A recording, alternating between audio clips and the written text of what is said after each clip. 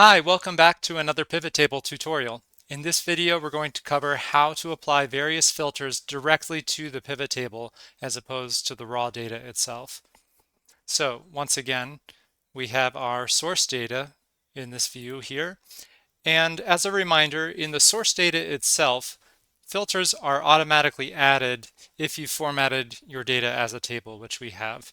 So you can see these drop-down menus have already appeared at the top. And as another reminder, if you don't have them formatted already, you can always click on one of the headers at the top and click the sort and filter option and use one of those options there. But we're going to show you how to apply filters directly in the pivot tables themselves. So first, let's start by adding a new pivot table.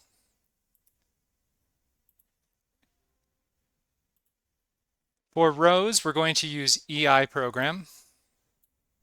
For columns, we're going to use the progress categories for knowledge and skills. And for values, we're going to use the child ID and a count of the child ID. By the way, you can right-click directly on the table to show the summarize values by and show values as options instead of using the pivot table field builder on the right-hand side. So let's summarize the values by count. And there we have our new pivot table. And of course, we will use our best practice of renaming the sheet something like this, progress cat by program.